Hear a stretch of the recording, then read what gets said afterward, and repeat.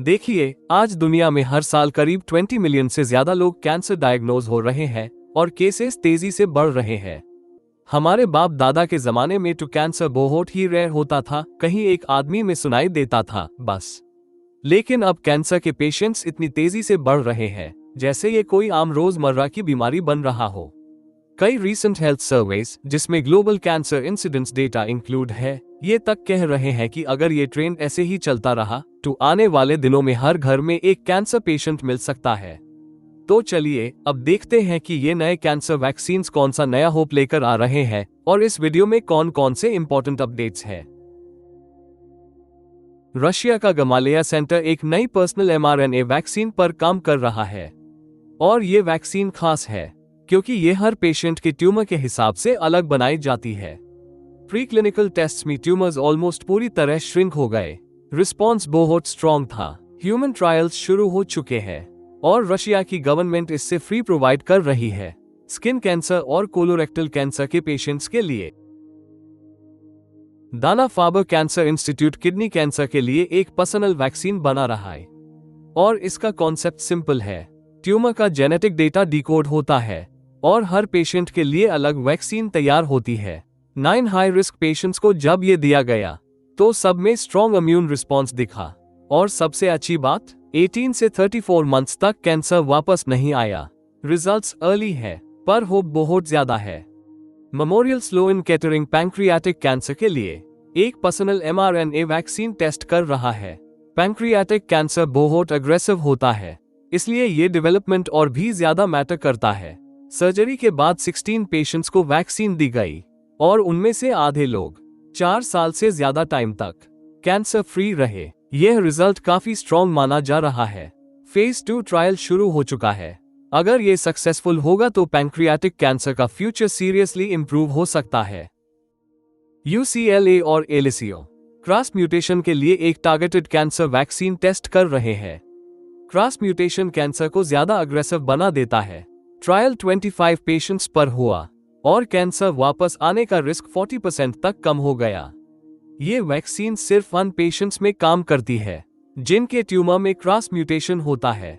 यह targeted medicine का एक अच्छा सीधा एग्जाम्पल है।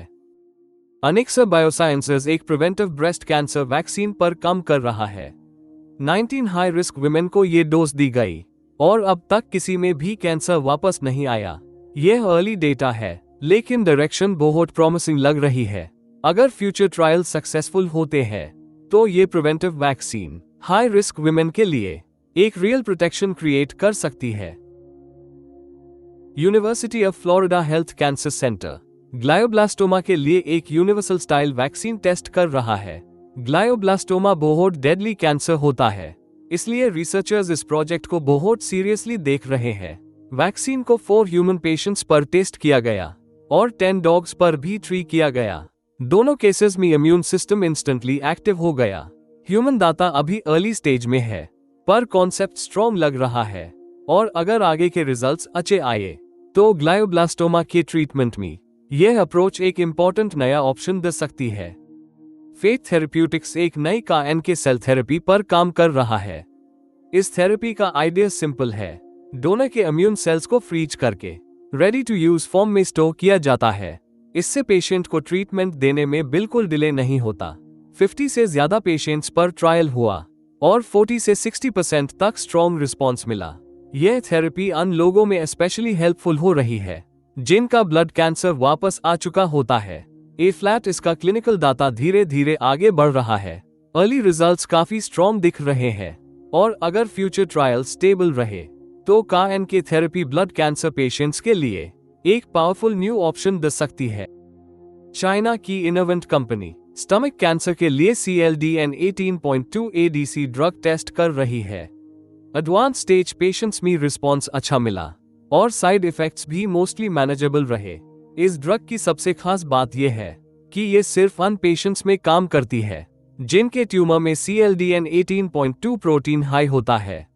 यह अप्रोच क्लीन टारगेटेड ट्रीटमेंट देती है और अगर आगे के ट्रायल स्टेबल रहे तो स्टमक कैंसर के स्पेसिफिक पेशेंट्स के लिए यह थेरेपी एक स्ट्रॉन्ग फोकस्ड ऑप्शन दे सकती है।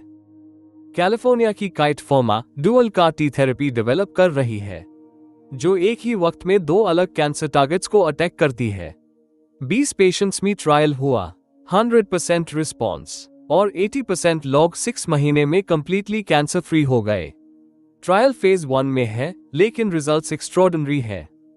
दोस्तों, अगर आपको ये अपडेट पसंद आया तो लाइक करें, सब्सक्राइब करें और बेल आइकॉन प्रेस करें ताकि द क्यूरियस ऑर्बिट की हर अपडेट आप तक सबसे पहले पहुंचे। मिलते हैं नेक्स्ट वीडियो में। Till then, stay curious.